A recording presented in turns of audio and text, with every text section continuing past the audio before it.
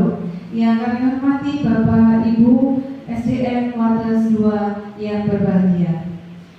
Pertama-tama, marilah kita panjatkan puji syukur kehadirat Allah Subhanahu wa Ta'ala yang telah melimpahkan rahmat kepada kita, sehingga pada pagi hari ini kita bisa berkumpul bersama dalam acara diseminasi atau menyebarkan pemahaman penerapan pengalaman budaya positif oleh Ibu Dina Kurnia SPD. Salawat serta salam semoga tetap terlimpah kepada junjungan kita Nabi Muhammad Sallallahu Alaihi Wasallam yang telah kita nantikan syafaat beliau di yang terakhir.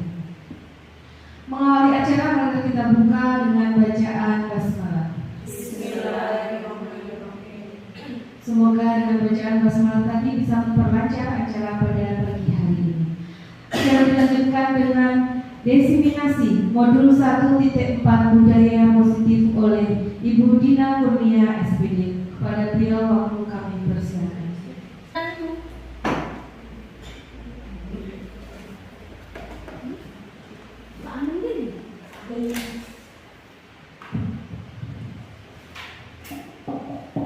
Terima kasih kami haturkan kepada Ibu Moderator yang telah memberikan kami kesempatan. Baik, kami haturkan terima kasih kepada moderator yang telah memberikan kami kesempatan untuk melaksanakan menyebarkan pemahaman penerapan pengalaman budaya positif. Sebelumnya, Assalamualaikum warahmatullahi wabarakatuh. Waalaikumsalam warahmatullahi wabarakatuh. Yang terhormat Kepala SDN Wates 2 beserta Bapak Ibu Guru SDN Wates 2 yang kami hormati pula, perkenankanlah pada kesempatan pagi hari ini marilah kita mengucapkan syukur alhamdulillah atas limpahan nikmat yang telah diberikan oleh Allah Subhanahu wa Ta'ala kepada kita semua, sehingga pada hari ini bersama kita dapat berkumpul untuk melaksanakan penyebaran pemahaman penerapan pengalaman budaya positif. Salawat dan salam untuk sang junjungan Nabi Agung yang menjadi rahmat seluruh alam, teladan terbaik sepanjang zaman, Rasulullah Sallallahu Alaihi Wasallam. Dengan bersama-sama mengucapkan salawat Allahumma salli ala Sayyidina Muhammad wa ala ali Sayyidina Muhammad. Semoga tentunya kita termasuk golongan orang-orang yang mendapatkan syafaat beliau min yaumina hadza ila yaumil akhirah. Baik Bapak Ibu hadirin yang kami hormati, untuk menambah semangat kita pada pagi hari ini, perkenankanlah kami untuk menyampaikan sebuah pantun dan mohon nanti untuk dapatnya menjawab dengan kata cakep. Bisa gak ya? Coba kita mulai. Cakep. Sebentar ya. Bisa kita mulai? Baik. Meja taman harus divernis. Digarapnya oleh Pak Kumis. Pendidikan akan berbuah manis. Jika kita tetap optimis. Berikan bersama-sama. Ibu hadirin yang berbahagia, alhamdulillah terima kasih telah meluangkan waktunya untuk berkenan mendengarkan penyebaran pemahaman penerapan budaya positif yang sedianya telah kami dapatkan pada pendidikan guru penggerak anak 7. Sudah kenal dengan saya? Belum, Bu. Baik, tapi untuk itu alangkah lebih baiknya saya juga akan memperkenalkan diri. Baik, nama saya Dina Kurnia Ar-Rohimi, SPD. Kemudian kami bertugas di instansi SDN Wates 2 dan merupakan calon guru penggerak angkatan 7 Kabupaten Magetan. Baik, materi pada pagi hari ini adalah berkaitan tentang budaya positif. Baik Bapak Ibu, apabila saya menyebutkan budaya positif, kira-kira yang terbenak dalam pikiran Bapak Ibu apa? Nah, untuk itu mohon untuk mengisikan pada link ini. Akan kami bagikan link melalui WhatsApp, sudah kami kirimkan. Bisa untuk dicek. Link yang pertama kali kami kirimkan tadi.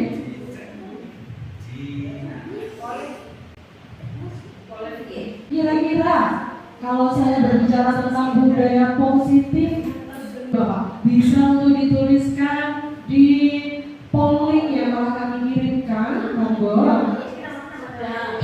Baik, ada berdoa, betul. Berdoa ya bisa Bapak Ibu langsung kirimkan yang terbesit, yang terlintas dalam pikiran Bapak Ibu tentang budaya positif. Kebiasaan baik tentunya, akrab dengan peserta didik, betul. Disiplin. Ayo monggo, ada lagi?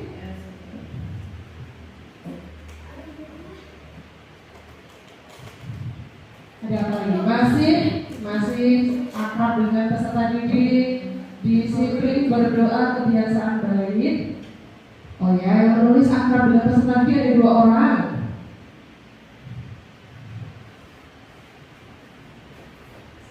Ayo, langsung Bapak Ibu. Budaya positif.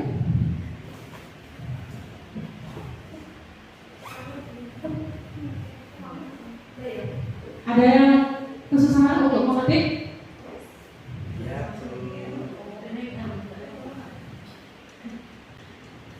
Baik. Akrab dengan peserta didik, kebiasaan baik, disiplin, berdoa. Ada yang lagi? Ada yang lain lagi Bapak Ibu? Monggo boleh tuliskan. Bu Esti menuliskan apa? Patuh pada tata tertib. Sepatu pada tata tertib. Ada yang lain lagi mungkin dari Bapak Amin? Nano, untuk apa Bapak? Saya tidak mengajak kemana-mana kok Nano. Sudah ya? Baik Bapak Ibu, yang berdoa, kebiasaan baik akrab dengan peserta didik, kebiasaan baik lagi, bisa untuk di scroll ke bawah Ibu.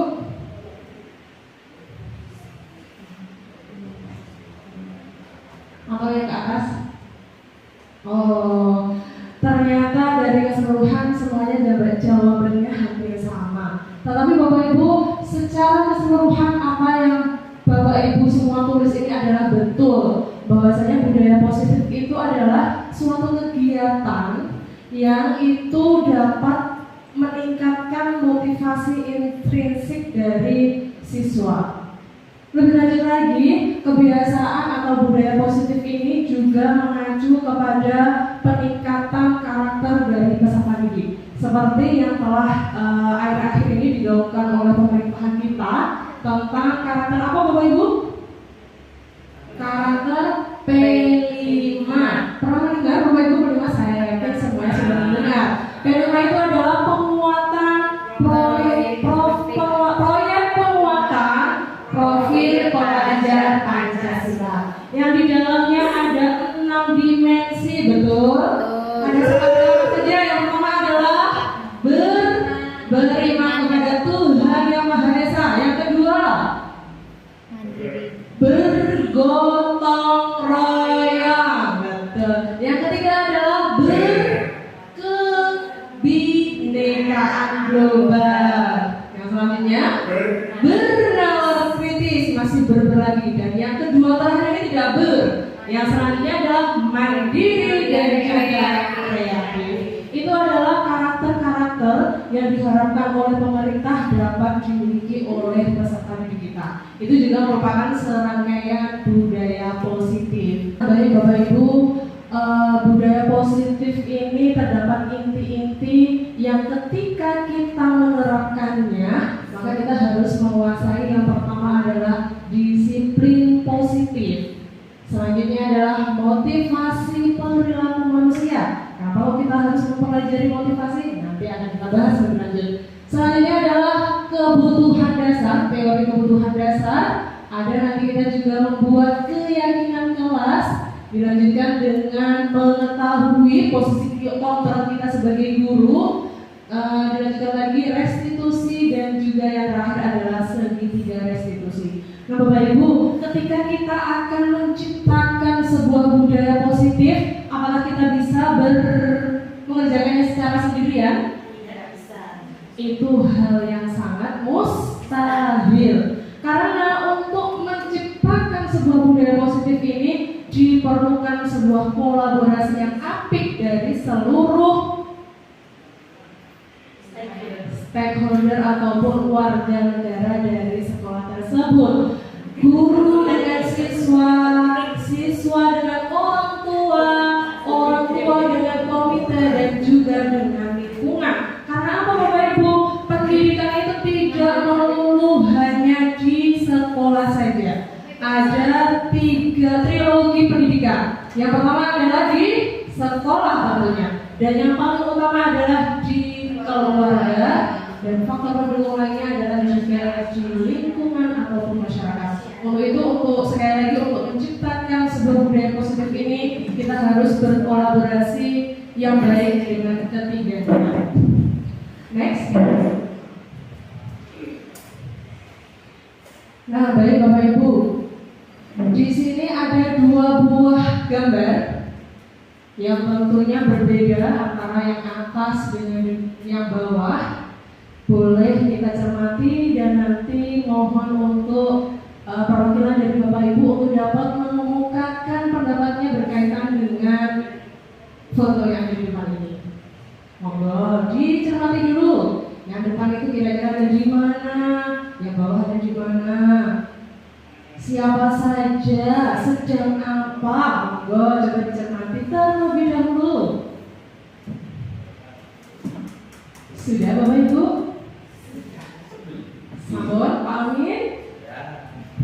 Bisa untuk memberikan komentarnya? Untuk gambar yang pertama terlebih dahulu.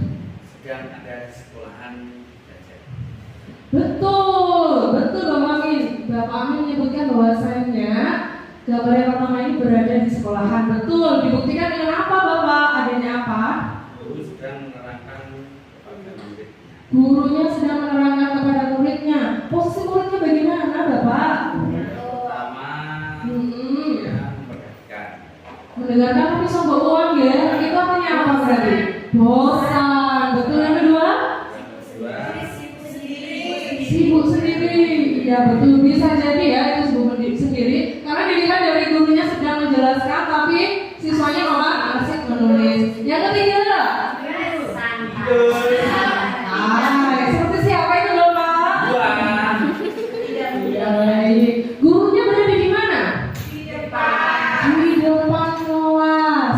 Baik Bapak Ibu, kalau dikaitkan dengan strategi pembelajaran, berarti kira-kira guru ini mengadopsi strategi pembelajaran apa?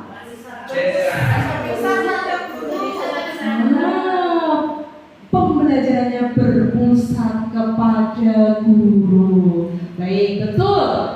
Yang sekarang yang kedua, mari kita amati secara bersama-sama. Gambar yang kedua ada gurunya sedang apa itu Bapak? Itu di mana? Sama, itu juga di ruang kelas ya. Ada siswa, ada juga guru. Boleh Ibu Esti untuk mengungkapkan pendapatnya? Yang gambar kedua itu pembelajaran berpusat pada siswa. Pembelajaran berpusat pada siswa. Baik, betul sekali. Tapi dibuktikan dengan apa Ibu? Dibuktikan dengan siswa yang aktif di depan kelas. Baik. Terus, ibu gurunya bagaimana posisinya? Ibu gurunya yang ini loh. Ibu gurunya hanya memandu, jadi siswanya aktif. Yang duduk juga mereka aktif berdiskusi sehingga pembelajaran tidak hanya terpusat pada guru, mereka juga mampu memahami dengan cara masing-masing. Baik, berikan tepuk tangan yang meriah untuk Ibu Esti yang jawabannya. Terima kasih. Betul. Saya juga sepakat dengan jawaban yang telah dikemukakan oleh Ibu Esti bahwasannya yang kedua ini mengadopsi pembelajaran yang berbasis student center learning atau pembelajaran yang berpusat kepada siswa. Nah, ini betul Bapak Ibu, ini adalah sejalan dengan pemikirannya Ki Hajar Dewantara. Bahwasanya apa? Oh boleh, Ingat Sulodo, Nabil Monkarso, Tutmuri Handayani. Posisinya guru ini sebagai apa? Tutmuri Handayani ya, sebagai among. Kalau di istilahnya di pembelajaran yang Ki Hajar Dewantara ini adalah sistem among. Namun tujuan pembelajaran yang dikemukakan oleh Ki Hajar Dewantara ini adalah guru ini harus menghamba kepada siswa. Karena sekali lagi tujuan pembelajaran yang dikemukakan oleh Ki Hajar Dewantara adalah menuntun segala kodrat-kodrat alami yang dimiliki oleh anak sehingga mampu untuk mencapai keselamatan dan juga kebahagiaan yang setinggi-tingginya. Jadi perlu dicatat ya. Berarti ini mengidentifikasikan bahwasanya tujuan itu harus bahagia. Kalau pembelajaran itu bikin siswanya frustasi, berarti tujuan pembelajaran atau tujuan pendidikan yang dikemukakan oleh Ki Hajar Dewantara belum bisa tercapai. Makanya kita sebagai guru, marilah kita seyogianya untuk terus memperbaiki diri, menjalankan kodrat kita sesuai dengan kodratnya, yaitu menuntun siswa sesuai dengan kodrat-kodrat alam yang dimilikinya, sehingga dapat sekali lagi mencapai kebahagiaan dan keselamatan yang setinggi-tingginya. Next, Ibu moderator. Ya, ini adalah perubahan paradigma belajar. Yang tadi teacher centered learning, sebelumnya adalah teacher centered learning. Marilah setelah kita mengikuti diseminasi pada pagi hari ini, mari kita belajar untuk mengarahkan pembelajaran lebih berpusat kepada siswa. Menghamba kepada siswa itu tidak ada salahnya. Kalau dulu mungkin kita berpikiran bahwasannya guru itu adalah pusatnya pembelajaran. Siswa itu ibaratnya gelas kosong yang boleh kapan saja diisi oleh gurunya air sampai tumpah-tumpah, sampai muntah-muntah seperti itu, sampai ada yang frustasi. Alhamdulillah, semoga kita tidak termasuk guru yang seperti itu ya Bapak Ibu. Kita harus memahami bahwasanya posisi guru itu ibaratnya seorang petani. Kenapa petani Bapak Ibu? Petani itu kalau menanam jagung ya pakai benihnya jagung. Dia tidak mungkin akan mengharapkan jagung itu menjadi padi. Kira-kira mungkin atau tidak? Mungkin, Bu. Bagaimana bisa mungkin? Jagung, benihnya jagung, kemudian ditanam, diberi pupuk, diapakan lagi? Disiangi dari ulat-ulat, gulma, hama. Kemudian tiba-tiba ujuk-ujuk besoknya jadi padi. Bisa? Tidak. Itu juga seperti ibaratnya siswa. Siswa itu memiliki keunikan-keunikan. Ada yang metode belajarnya itu kinestetik, cenderung gerak aktif. Ada juga yang visual. Tapi kita sebagai Bapak Ibu guru memaksakan diri untuk siswa harus visual. Soalnya aku doyan pembelajaran juga visual. Gak boleh ya. Kita harus bisa mengakomodir seluruh kebutuhan belajar siswa tersebut. Baik, next. Nah, baik, berkaitan dengan paradigma teori kontrol Bapak Ibu, sebenarnya kita sebagai diri kita sendiri ini bisa tidak mengontrol orang lain? Bisa atau tidak mengontrol orang lain? Bisa. Baik, coba kita buktikan. Ini saya mempunyai 2 buah kertas. Satu buah nanti akan saya berikan kepada Ibu Warti, satunya kepada Ibu Septi. Baik.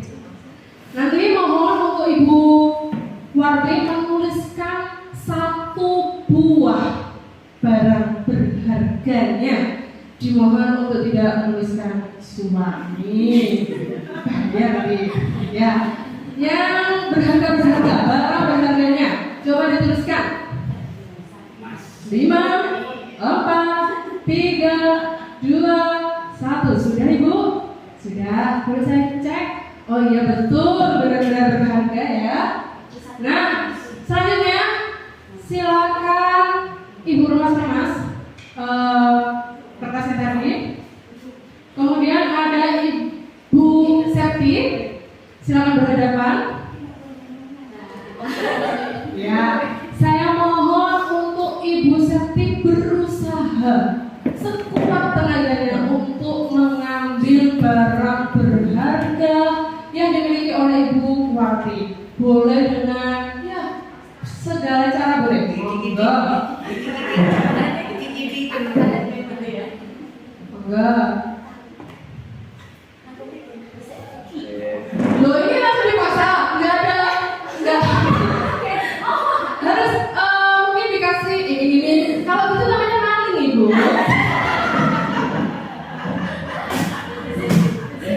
Karena kalau kata itu identiknya dengan pasangan. Iya. Oh, merebut identitasnya dengan pasangan. Baik, nanti akan kita bahas ya, kita belajar tentang itu. Boleh mungkin dengan sekuat hati, tenaga, pikiran, sama mengutarakan seluruh kata-kata yang dimilikinya untuk merebut barang berharga yang dimiliki oleh ibu. Drama. Buatnya cantik sekali.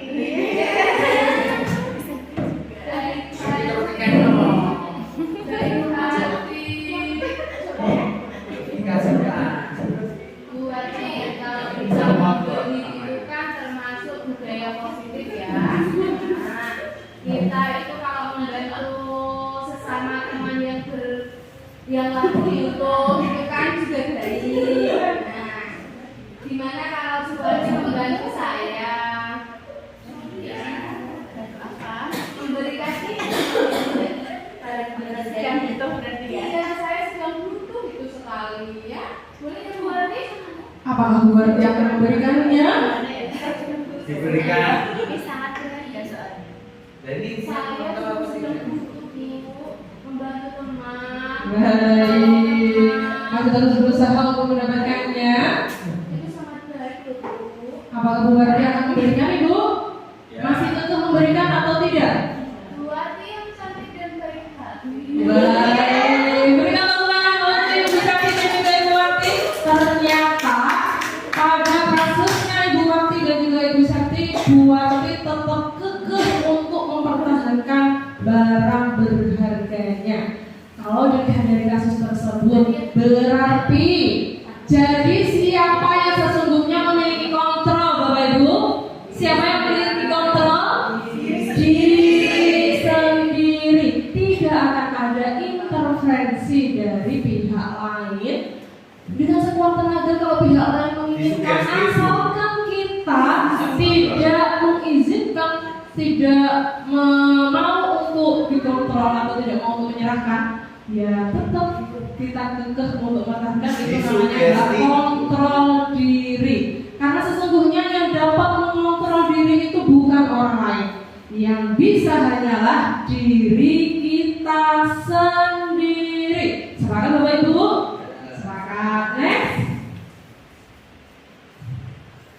Nah, namun Bapak Ibu berkaitan dengan kontrol, ini ada beberapa miskonsepsi terkait teori kontrol. Mari kita perhatikan bersama-sama. Yang pertama, guru mengontrol murid. Apakah bisa? Sesuai dengan kasus yang tadi, bisa nggak kira-kira kita mengontrol siswa atau murid kita? Bisa atau tidak? Bisa. Yakin? Sebagian dari kita pasti akan menjawab bisa. Padahal sejatinya tampaknya itu kita bisa mengontrol. Anak jangan rame, anak diam. Apakah nanti kalau Bapak Ibu pergi anak-anak tetap diam? Ada yang diam, ada yang tidak. Berarti kalau ada yang diam, ada yang tidak. Guru mengontrol murid ini belum tentu bisa dipraktekkan oleh semuanya. Artinya ini adalah ilusi, fata morgana. Tidak semuanya bisa. Yang kedua, semua penguatan positif, efektif, dan bermanfaat. Penguatan positif itu bisa berupa rayuan, penghargaan, dan lain sebagainya. Apakah melulu efektif dan bermanfaat? Misalnya lagi ada anak-anak nanti kalau bisa mengerjakan boleh pulang. Nah, anak-anak bisa langsung pulang atau enggak? Ada yang semangat atau tidak? Atau ada yang lolos heleh? Nggak usah berharap nanti lah yang pulang sendiri. Seperti itu. Berarti ternyata penguatan positif itu juga tidak melulu efektif terhadap beberapa siswa. dibuang dan kadang juga tidak bermanfaat. Misalnya lagi, nanti yang bisa menjaga mendapatkan bintang 5. Nah nanti ibu gurunya berbun karena kebanyakan memberikan kertas-kertas itu. Itu juga tidak baik untuk lingkungan kita. Next, kritik dan membuat orang merasa bersalah dapat menguatkan karakter. Sepakat atau tidak ibu? Bapak sepakat? Tidak. Hal ini malah justru bisa membunuh karakter dari peserta didik kita. Anak-anak didik kita dikit, capek dikit, stres, kita giring. Anak didik kita dikit-dikit, kebanyakan mikir, overthinking. Malah nanti jatuhnya ke hal-hal yang selalu berkaitan dengan hal-hal yang negatif. Karena dia dididik untuk selalu melihat kekurangan-kekurangan yang ada di dalam dirinya. Padahal tugas kita adalah sebagai pendidik tadi menuntut kodrat-kodrat alami, sehingga tugas kita bukan menemukan kesalahannya, justru adalah menemukan potensi yang ada dalam peserta didik kita. Selanjutnya, orang dewasa memiliki hak untuk memaksa. Jelas? Tidak.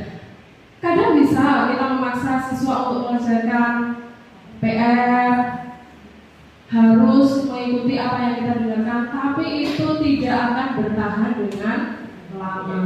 Sehingga kesimpulan dari miskonsepsi teori kontrol ini, semuanya itu tidak ada yang bisa dikontrol. Yang bisa mengontrol itu adalah hanya diri kita sendiri. Kita mau berbuat baik, kita mau memiliki motivasi intrinsik, memiliki karakter yang baik atau tidak, itu adalah bergantung dengan diri kita sendiri. Next.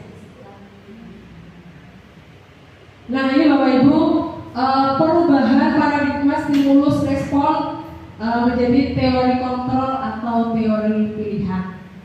Mungkin bisa dibantu untuk disebutkan. Yang pertama, Ibu Pra, kita mencoba mengubah agar anak berpandangan sama dengan kita. Diganti dengan kita berusaha memahami pandangan orang lain terhadap dunia. Kenapa? Kira-kira. Karena kan gini, kalau misalkan anak itu punya pandangan tentang apa yang terjadi di sekitarnya daripada pandangan kita, anak itu sadar, oh saya ingin seperti figur itu daripada figur yang lebih terbatas. Baik, jadi intinya kita tidak bisa memaksa ya, di sini tidak bisa, karena dia mau berusaha memahami pandangan orang lain atau tidak, itu juga berkaitan tergantung dengan dirinya sendiri. Yang kedua adalah perilaku buruk dilihat sebagai suatu kesalahan. Mari kita ganti teori ini dengan semua perilaku memiliki tujuan. Ketika anak-anak berbuat salah, jangan langsung kita menjustifikasi bahwasanya anak itu nakal, anak itu bandel.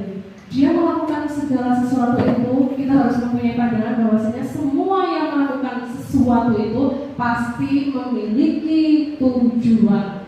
Selanjutnya adalah orang lain bisa mengontrol saya.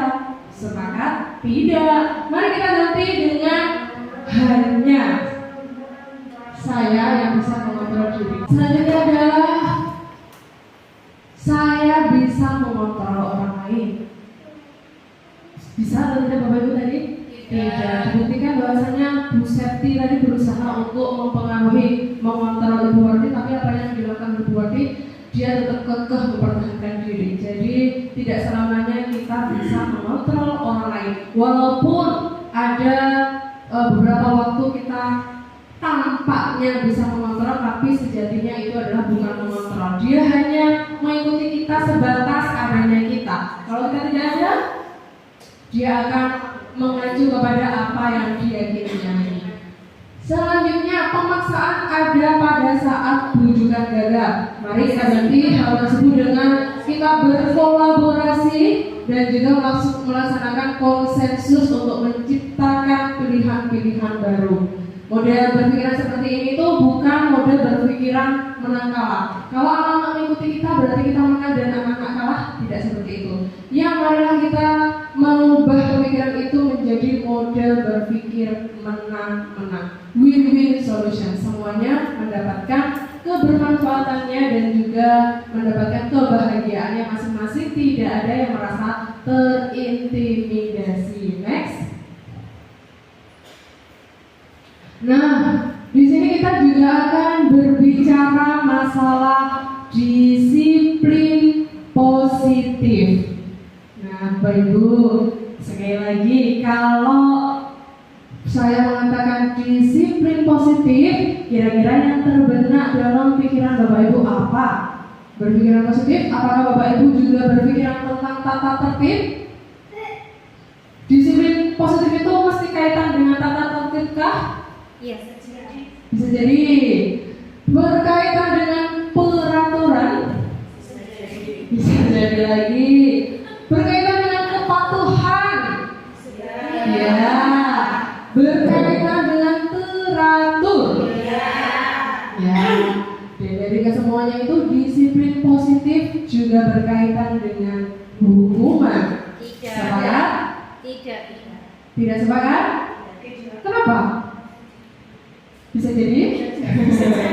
Ya, disiplin positif ini adalah penerapan pelaksanaan disiplin pada siswa yang mana kita tidak boleh, dalam penerapannya itu kita tidak boleh mengancam, menghukum dan yang lain sebagainya yang bisa membunuh karakter dari peserta didik kita. Jadi disiplin positif ini tidak sama dengan hukuman. Meskipun kadang-kala Bapak Ibu, hukuman ini bisa menjadi alternatif terakhir kita untuk melaksanakan penerapan disiplin positif. Tapi ingat ya, ini adalah pilihan terakhirnya. Kalau tidak bisa dibenahi dengan komunikasi-komunikasi yang sebelumnya. Next. Ya, tadi sudah kami jelaskan bahwasannya disiplin positif ini merupakan salah satu cara penerapan disiplin yang bertujuan untuk menumbuhkan motivasi intrinsik dari anak serta memberdayakan anak agar belajar bertanggung jawab dalam sesuatu tanpa adanya sogokan, tanpa ada ancaman dan juga hukuman. Apakah bisa? Dulu saya itu masih seperti ini. Anak-anak yang ramai nanti menulis Yasin. Seperti itu anak-anak manut, tapi lama-lama juga tidak manut. Karena proses penerapan disiplin saya masih menggunakan ancaman ataupun hukuman. Iya. Kalau ramai nanti menulis Yasin, berarti kan itu ada ancaman di situ, sehingga anak merasa tidak nyaman. Kunci dari penerapan disiplin positif ini adalah adanya komunikasi yang aktif dan juga efektif antara guru dan juga siswa tentunya. Next. Nah, sekarang kita beralih ke motivasi perilaku manusia. Bapak Ibu, kalau kita refleksikan selama ini, kita mengajar, kira-kira motivasi dari Bapak Ibu itu apa? Apakah karena gaji? Mengajar hanya karena dapat gaji, Bapak Ibu? Bisa jadi. Oh, motivasi. Salah satu motivasinya sudah ada tunjangan. Motivasi bisa jadi. Nah, menurut Dian dosen dalam bukunya menyatakan bahwa ada 3 motivasi perilaku manusia. Yang pertama adalah untuk menghindari ketidaknyamanan atau hukuman. Misalnya kita berangkat ke sekolah mengajar pagi-pagi. Sekarang ada piket pagi jam 6.15 diharapkan sudah sampai ke sekolahan. Titik kita tenang berangkat jam 6.15 kita sudah sampai sekolahan. Tapi ternyata motivasinya itu karena takut dengan kepala sekolahnya. Bisa jadi demikian? Bisa jadi juga untuk mendapatkan penghargaan dari orang lain. Biar Bu KS, Bu Kepala Sekolah atau Bapak Kepala Sekolah melihat kita rajin. Kemudian nanti kita dipromosikan menjadi dipromosikan sesuatu seperti itu. Ada yang seperti itu Bapak Ibu? Motivasinya? Tidak ada, alhamdulillah. Atau bahkan bisa yang terakhir kalinya untuk menjadi orang yang mereka inginkan dan menghargai diri sendiri dengan nilai-nilai yang mereka percayai. Yang ketiga ini motivasi yang lumayan positif ya. Jadi kita melakukan piket pagi jam 6.15 sudah berada di sekolahan itu bukan karena imbalan, bukan karena ketidaknyamanan atau hukuman, tetapi murni dari dalam diri kita bahwasanya kita ini sebagai seorang guru digugu dan ditiru oleh peserta didik kita, sehingga muncullah motivasi untuk bertanggung jawab, menjadi lebih baik dan lain sebagainya. Sehingga berangkat piket pagi itu murni karena motivasinya sendiri, tidak ada intervensi dari pihak-pihak lain. Baik, itu adalah teori berkaitan motivasi perilaku manusia. Kita harus memahami ini karena kita berhadapan langsung dengan peserta didik, jadi kita juga harus bisa memahami kira-kira peserta didik kita ini melakukan sesuatunya itu karena apa. Tentunya kita mengharapkan peserta didik kita ini melakukan sesuatu yang positif adalah murni karena sudah tertanam motivasi intrinsik dalam dirinya. Next. Nah, Bapak Ibu, ini ada pertanyaan pemantik, bisa kita cermati bersama. Ibu Anas, guru kelas 2 SD, mendapatkan masalah. Murid-muridnya tidak bisa tertib berdiri antri depan pintu kelas dan selalu berebutan masuk ke dalam kelas setelah jam istirahat usai. Ini tentu sangat mengganggu proses pembelajaran, di mana kelas tidak dapat dimulai tepat waktu karena Ibu Anas sibuk menenangkan murid-muridnya untuk waktu yang cukup lama. Akhirnya Bu Anis berpikir cepat dan mengandalkan stiker bintang. Ini sering ya kita lakukan.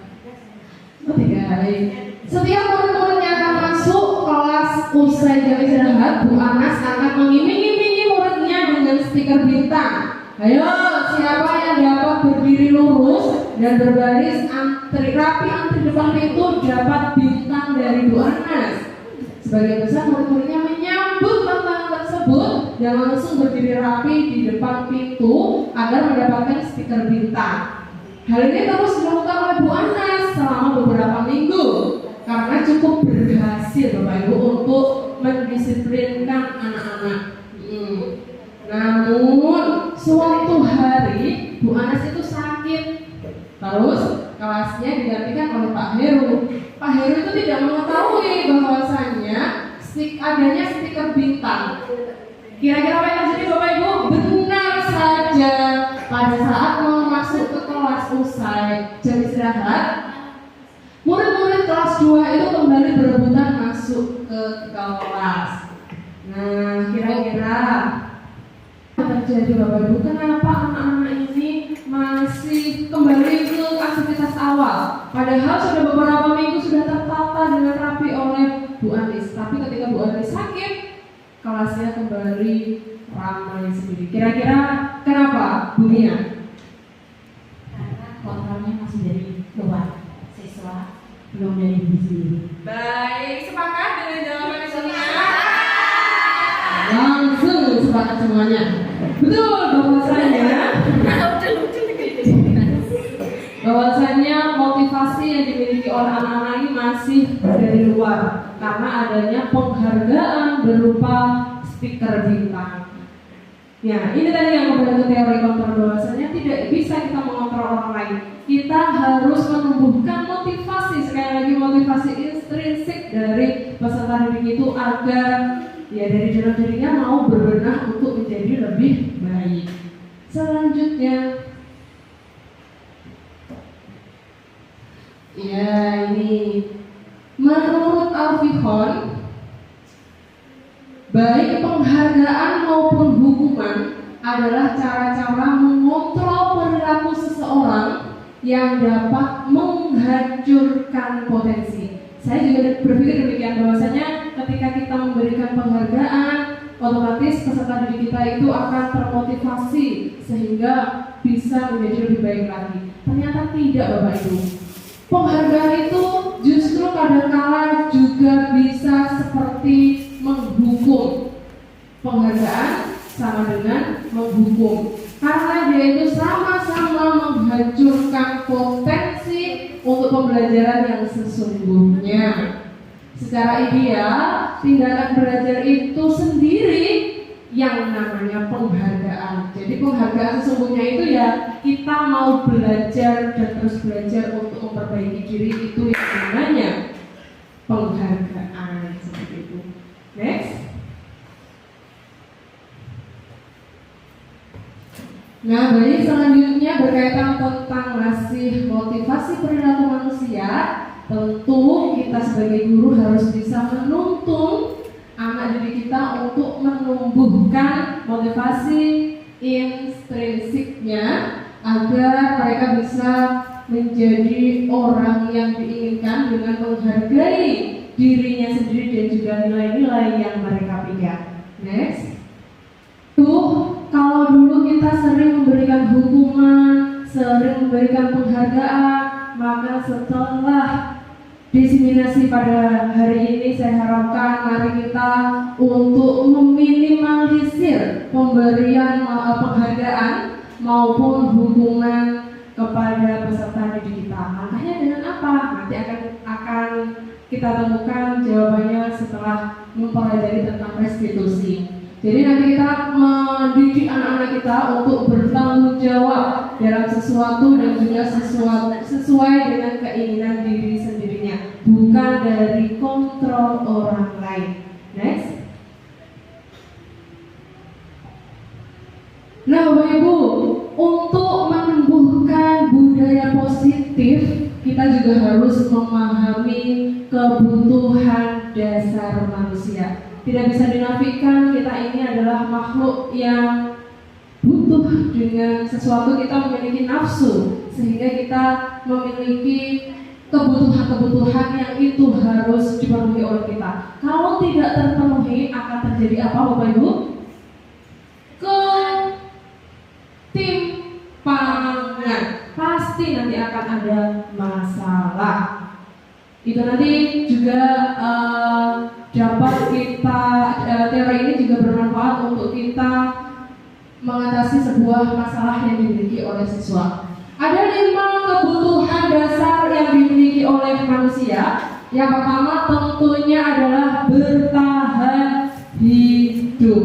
Ini adalah kebutuhan primer, kebutuhan makan, tempat tinggal, apalagi Bapak Ibu, sandang, pangan, dan lain sebagainya yang berkaitan untuk mempertahankan kita untuk bisa hidup di dunia ini. Selanjutnya ada kebutuhan kasih sayang dan dicintai. Tidak bisa dinafikan bahwasanya kita itu makhluk yang secara psikologis memerlukan kasih sayang, entah itu dari keluarga, dari teman, dari rekan kerja, dari siapapun itu yang dekat dengan kita. Seperti itu ya. Sepakat? Ya, jelas. Selanjutnya, kebutuhan dasar manusia adalah kesenangan. Saya yakin Bapak Ibu semua yang ada di sini pasti memiliki kesenangan. Alhamdulillah sekali, bersyukurnya Bapak Ibu kalau kesenangan yang Bapak Ibu miliki ini tidak mahal-mahal atau ya cukup dengan rebahan, cukup dengan mendapatkan senyuman dari yang terkasih, itu sudah senang. Itu juga kita perlu patut bersyukur, karena seperti yang ngendikannya Gus Baha, kalau orang itu bisa tertawa hanya dengan hal-hal yang sepele, berarti dia itu juga secara tidak langsung mensyukuri nikmat yang telah diberikan oleh Tuhan yang Maha Esa. Tidak harus kita pergi keliling dunia dulu untuk kesenangan kita, tidak. Jadi kesenangan itu juga harus kita penuhi. Selanjutnya adalah kebebasan. Tentu sebagai manusia normal kita tidak suka dikekang, betul? Terhadap siapapun. Kita adalah makhluk yang merdeka, lahir dan juga batin, sehingga memerlukan kebebasan. Dan yang teori terakhir tentang kebutuhan dasar manusia adalah penguasaan. Ini adalah berkaitan dengan aktualisasi diri, adanya diri kita, kemampuan kita, pasti kita juga ingin untuk diakui. Itu sudah dasarnya manusia seperti itu. Memang itu adalah kebutuhan dasar dari manusia. Bisa lanjut? Nah, selanjutnya Bapak Ibu, langkah-langkah yang bisa kita tempuh untuk melaksanakan budaya positif di sekolahan adalah dengan membuat keyakinan kelas. Kenapa keyakinan kelas? Kenapa tidak peraturan kelas? Bapak Ibu, kalau di kelasnya Bapak Ibu sudah ada peraturan kelas, tata tertib, kesepakatan, ya coba kita pelajari lebih lanjut. Sebenarnya keyakinan kelas itu apa? Peraturan kelas itu apa? Next. Keyakinan, bisa di next.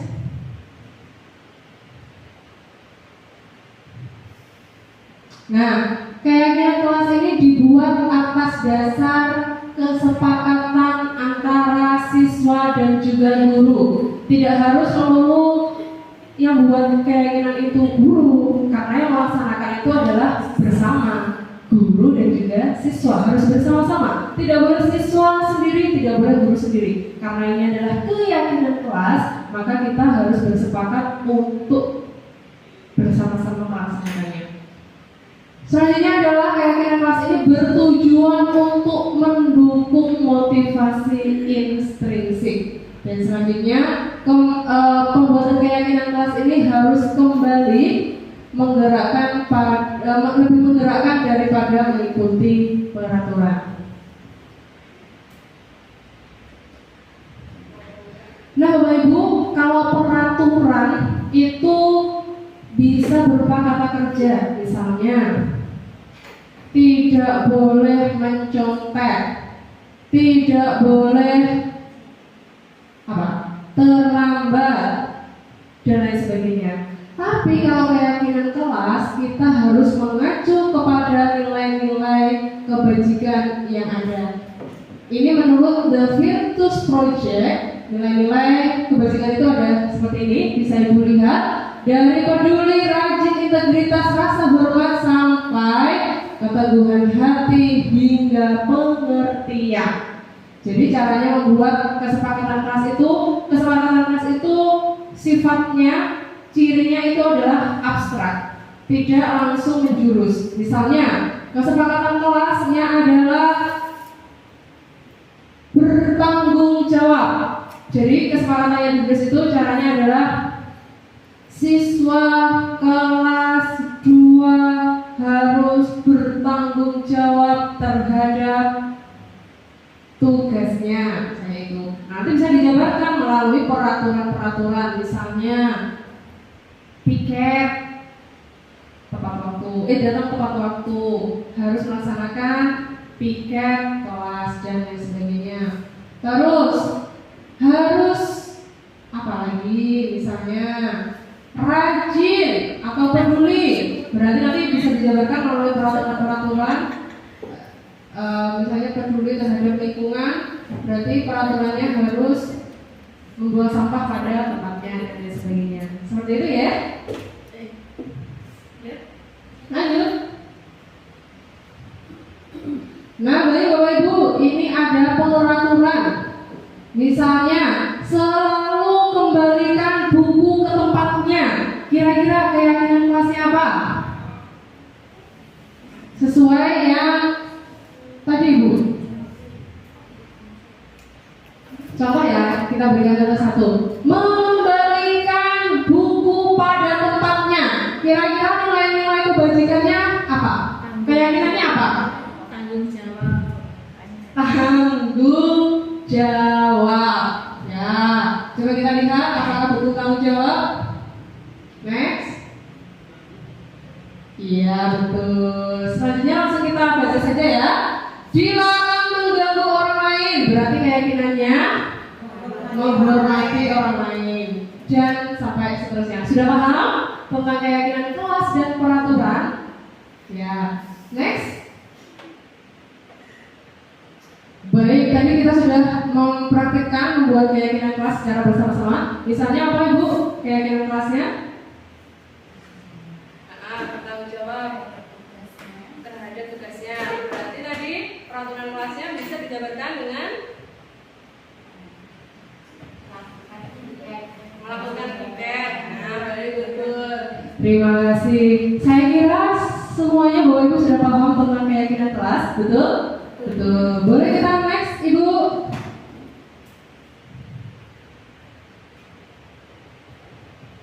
Nah, ini yang penting Ibu Bapak. Posisi kontrol guru. Coba Bapak Ibu refleksikan. Kira-kira selama mengabdikan diri menjadi seorang pengajar, posisi yang telah diambil oleh Bapak Ibu apa? Penghukumkah? Teman? Manajer? Pembuat rasa bersalah? Atau pemantau? Kalau dunia apa dunia? Pembuat rasa bersalah. Dari dunia ini golongan melankolis ya mungkin. Next. Nah, cirinya apa Bapak Ibu? Cirinya bisa kita lihat di sini.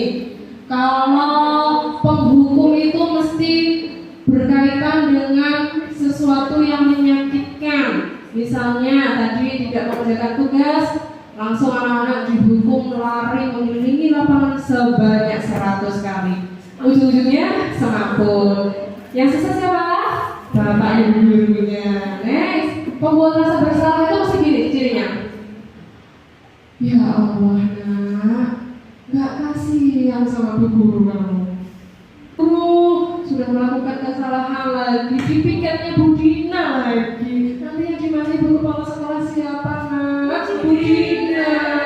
Gak kasihan sama Bu Dina. Ya Allah, gak seperti itu. Bunya seperti itu, melankolis. Next, seperti teman. Ayolah, jangan seperti itu. Besok ngobrol lagi ya. Coba sana. Besok ngobrol lagi loh ya, nanya loh ya. Seperti itu. Kalau pemantau itu menghitung dan mengukur. Maksudnya betul. Kamu sudah melakukan kesalahan 3 kali. Kamu harus bagaimana? Sudah berapa kali poinnya? Nah, konsekuensi apa dilaksanakan. Yang terakhirnya adalah yang paling ideal posisi guru itu adalah sebagai manajer. Jadi ketika ketika murid melakukan kesalahan, guru tidak serta-merta menjustifikasi lalu memberikan sebuah konsekuensi atau hukuman, tapi dia memperjelas kenapa siswa ini melakukan kesalahan. Next, dengan posisi kontrol kita sebagai guru, berarti idealnya sebagai guru kita harus mempunyai posisi seperti apa Bapak Ibu? Manajer, penghukum, manajer. Manajer itu adalah posisi idealnya sebagai posisi kontrol kita sebagai seorang guru. Nah Bapak Ibu, berkaitan dengan hal-hal yang di luar dugaan kita, misalnya ketika ada siswa yang melakukan kesalahan, sikap kita adalah tidak serta-merta langsung menghukumnya. Kita bisa ada satu buah tawaran konsep yaitu tentang restitusi. Bapak Ibu, ini baru pertama kali mendengar restitusi atau sebelumnya sudah pernah mendengar restitusi? Pertama kali. Baik, saya juga baru mengetahuinya ketika berada di pendidikan calon guru bergerak ini. Restitusi adalah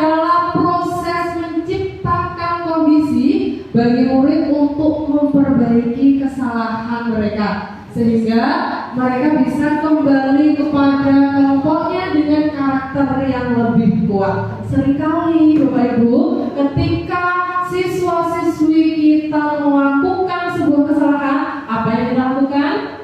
Langsung menghukumnya, langsung memberikan sebuah konsekuensi secara spontan. Padahal Bapak Ibu ada restitusi. Ini adalah langkah-langkahnya. Sebelum kita memutuskan kita akan memberikan konsekuensi kepada peserta didik karena melakukan kesalahan, kita harus melakukan yang namanya tahapan segitiga restitusi.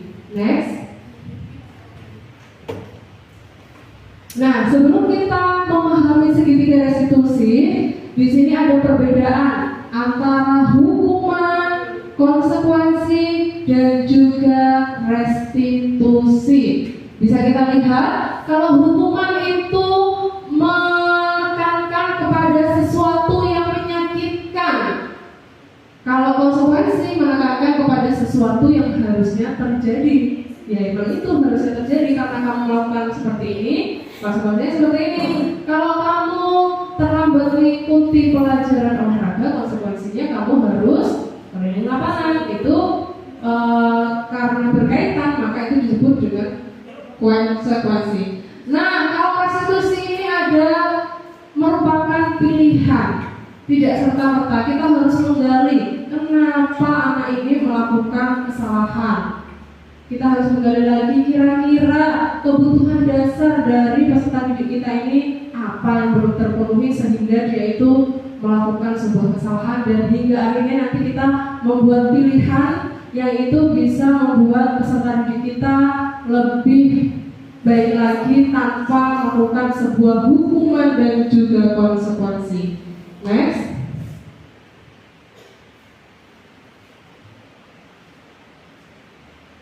Bapak Ibu, ini ada game. Silakan Bapak Ibu klik kahoot.it. Kahoot.it. Ya, silakan masuk kepada kahoot.it. Di Chrome, baik, bisa masuk di Chrome lalu mengetik kahoot.it. kahoot.it. Linknya bisa sudah saya klik di link yang saya sudah bagikan di grup, atau memasuki Chrome menuliskan kahoot.it. Sudah Bapak Ibu? Sudah. Ya. Kemudian ketika sudah masukkan PIN, sekarang Bapak Ibu masukkan PIN 7883975. Kemudian menuliskan nama dari Bapak Ibu. Ayumi, Bu Ayumi, ada Bu Pra. Ya, Bu Ayumi Yuni. Selanjutnya Bu Ratna, bisa ya. Ada yang terkenal untuk memasuki kahoot.it? Baik, sepertinya sudah semua ya. Oh, saya yang terkenal tidak apa-apa. Ini hanya untuk sampel saja. Ya, dan jangan ada apa-apa.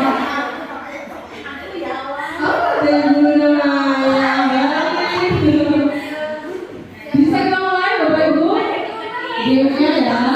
Silakan nanti Bapak Ibu lihat soalnya di sini. Kemudian di situ nanti ada pilihan jawabannya berupa warna. Warnanya nanti silakan dipilih sesuai yang ada di kuis ini. Bisa kita mulai 1, 2, 3.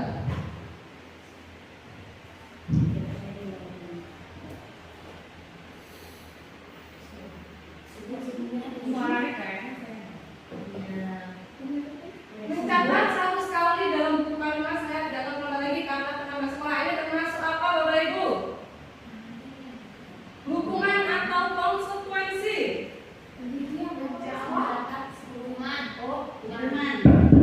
Ya, hukuman ada 7 orang. Alhamdulillah semuanya betul, berarti sudah lebih paham sepertinya. Next.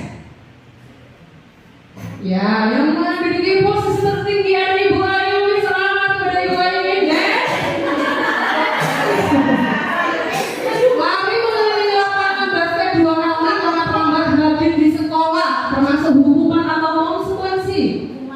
hukuman, ya betul semuanya, Masya Allah. Bu Siti Murdawati mengejar, ya, tapi posisi tertinggi masih buah ini, next.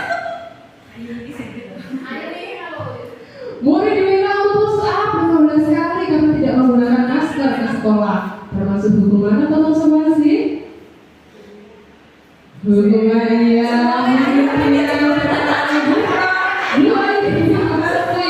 Posisi tertinggi, next.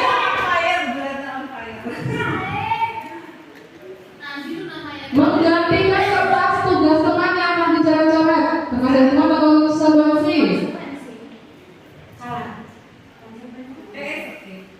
Iya, ada satu orang yang salah, pero tidak apa-apa. Jawabannya adalah sebuah konsekuensi karena dia sudah melaksanakan.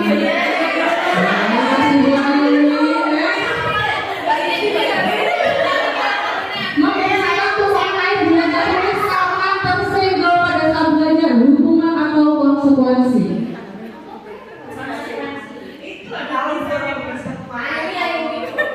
Iya, konsekuensi betul karena hukuman itu pokoknya cirinya itu menyakitkan. Masya Allah, Ibu Ayu ini akan mendapatkan hadiah ya. Berupa tes hitam.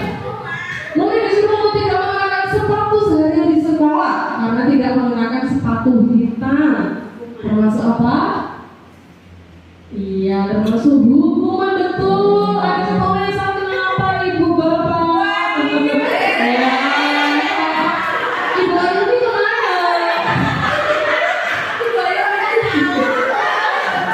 Ya betul, guru selamat. Nah, terakhir, lari mengelilingi lapangan basket 2 kali karena terlambat 10 menit untuk pelajaran PJOK.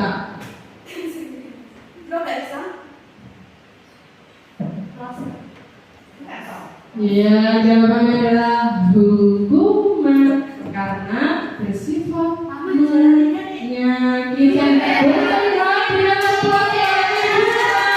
Bukan ada busur yang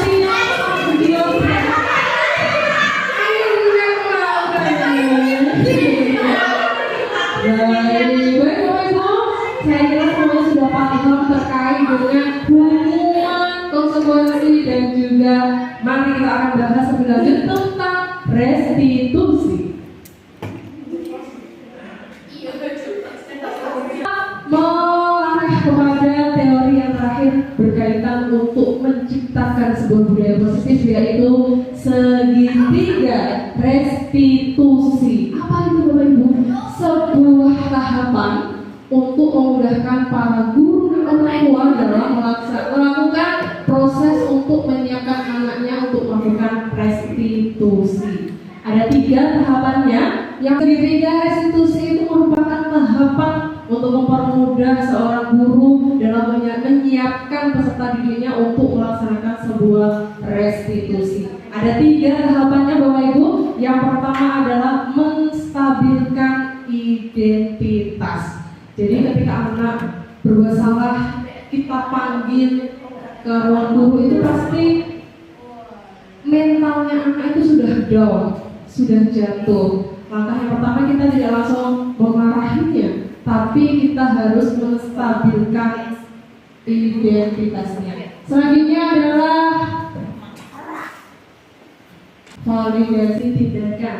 Ini berkaitan dengan kebutuhan, kita mengidentifikasi kira-kira kebutuhan dasar dari peserta didik kita yang belum terpenuhi apa. Dan yang terakhir adalah menanyakan keyakinan. Next. Seperti ini, untuk menstabilkan identitas kita bisa untuk berkata, nah, berbuat salah itu wajar. Semua orang pasti pernah berbuat salah. Itu secara tidak langsung bisa meningkatkan mental siswa yang sudah down karena melakukan kesalahan tadi. Next. Selanjutnya adalah validasi kebutuhan. Di sini kita menanyakan kepada siswa, kenapa kira-kira dia itu melakukan kesalahan tersebut? Karena seperti yang sudah kita sepakati tadi, bahwasannya segala sesuatu itu pasti memiliki tujuan. Nah, di sini kita harus menggali kira-kira siswa itu melakukan kesalahan itu motifnya apa, seperti itu. Kita bisa menanyakan, kamu pasti punya alasan untuk melakukannya. Bisa diceritakan kepada bu guru, seperti itu. Next. Dan yang terakhir adalah menanyakan keyakinan. Nah, kamu sudah mengetahui bahwasanya kamu melakukan kesalahan di sini. Kira-kira untuk memperbaikinya apa yang akan kamu lakukan? Nah, nih, kamu pengen jadi anak yang seperti apa? Terus apa nilai yang kamu percaya, dengan nilai yang kamu percaya itu apa ditingkatkan, seperti itu. Jadi ketika anak berbuat salah, kita harus menggali lebih dalam. Pertama adalah menstabilkan identitas, kemudian validasi tindakan, dan yang terakhir adalah menanyakan keyakinan. Next. Ini ada sebuah kasus di SD Nomor 2. Kebetulan ini merupakan aksi nyata tugas restitusi yang telah kami lakukan. Sebelum pelajaran pertama dimulai, siswa-siswi kelas 2 SD Wates 2 terbiasa melaksanakan piket membersihkan kelasnya. Namun suatu hari Tina dan Tina datang ke kantor Bu Dina, kemudian melaporkan bahwasanya Fandi dan Tio tidak mau melaksanakan piket. Kemudian Bu Dina pun meminta Fandi dan Tio untuk ke kantor. Kemudian langkah yang pertama dilakukan oleh Bu Dina adalah menanyakan apakah yang dikatakan Vina dan Tina itu benar. Kemudian dengan jujur Fandi dan Tio mengakui bahwa mereka tidak melaksanakan piket untuk membersihkan kelas. Nah, kemudian Bu Dina mengatakan seperti ini, bahwa Bu Dina juga pernah berbuat seperti itu. Namun segala sesuatu itu pasti ada alasannya. Untuk itu Bu Dina melanjutkan pertanyaan. Bu Dina ingin tahu sebenarnya Tio dan Fandi tidak mau melaksanakan piket itu kenapa? Alasannya apa? Nah, ini merupakan sebuah langkah yang apa Bapak Ibu? Kalau dari tindakan yang pertama yang menyatakan bahwasannya Bu Dina telah melaksanakan segitiga restitusi untuk menstabilkan identitas, itu yang mana?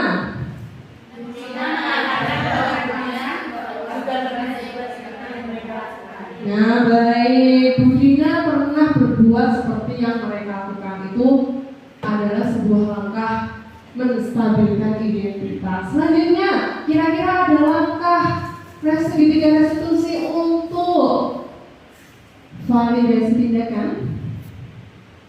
Bu Dina ingin alasan. Bu Dina ingin tahu kenapa Fandi dan Tio tidak mau melaksanakan piket. Iya, bagus Bapak Ibu.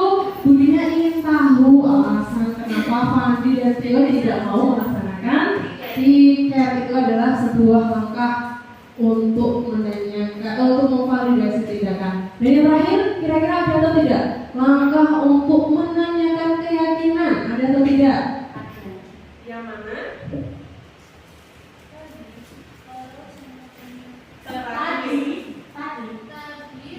Tadi Fandi dan Tio menjawab bahwa Oh betul, tadi Fandi dan Tio menjawab bahwa ingin kelasnya menjadi bersih dan sehat.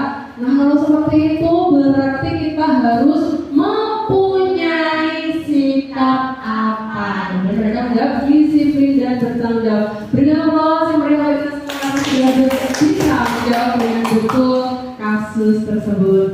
Nah, baiklah Bapak Ibu, dengan berakhirnya kita menjawab kasus di atas tadi, berakhir pula kegiatan diseminasi pembagian budaya positif pada pagi hari ini. Dan baiklah, marilah semoga hal ini bisa memberikan manfaat untuk kita bersama dan menjadikan kita guru yang lebih manusiawi lagi, mendidik, menuntun putra-putri kita menjadikan manusia yang mencapai keselamatan dan juga kebahagiaan yang setinggi-tingginya. Salam guru menggerak, tergerak, bergerak, dan menggerakkan. Akhirul kalam billahi taufiq wal hidayah. Wassalamualaikum warahmatullahi wabarakatuh. Waalaikumsalam warahmatullahi wabarakatuh.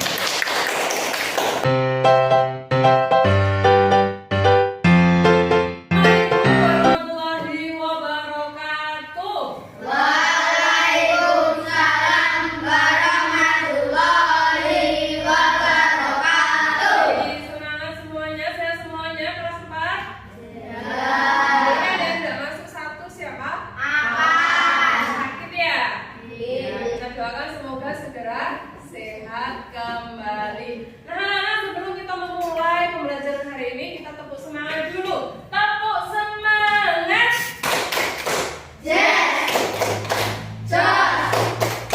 Ya, tepuk tangan untuk kita semua. Nah, anak-anak, mumpung kita berada di awal semester, alangkah lebih baiknya hari ini kita membuat sebuah keyakinan kelas.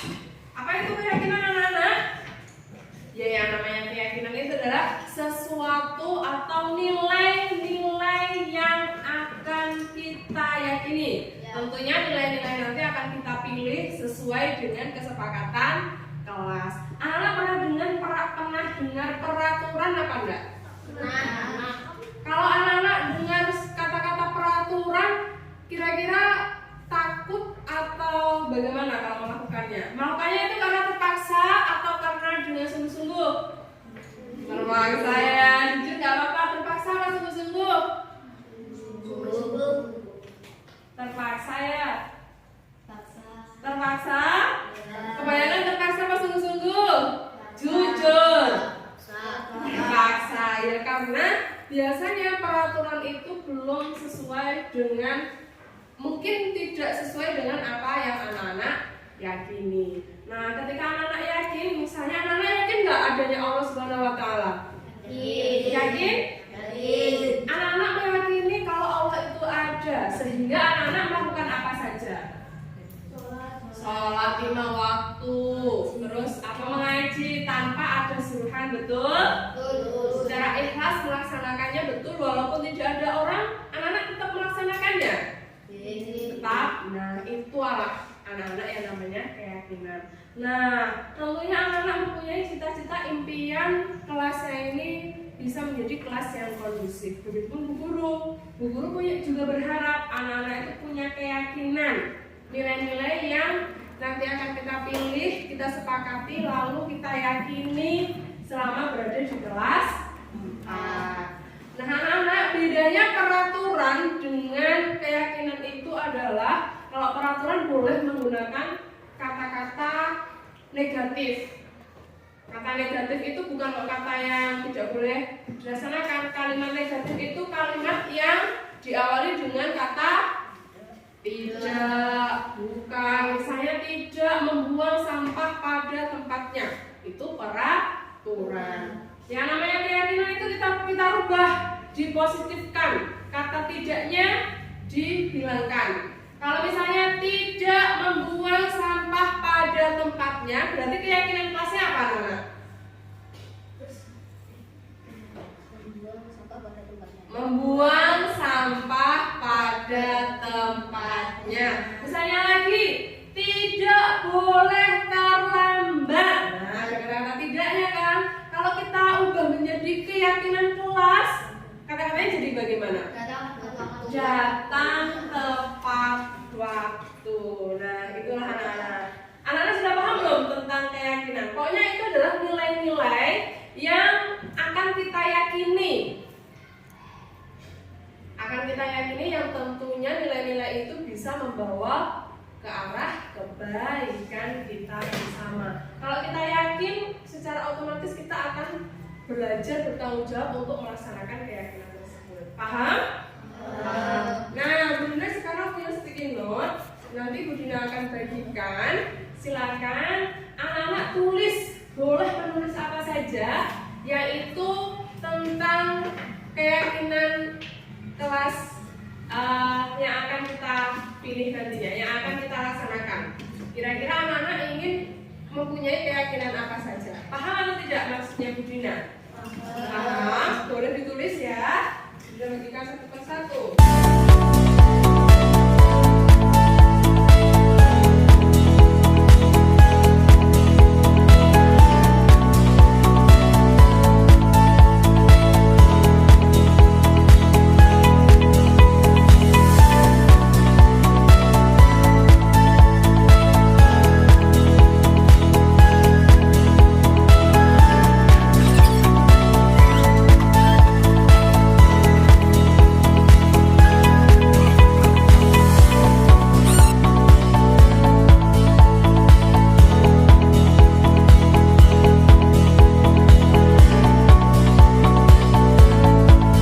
Semangat, optimis,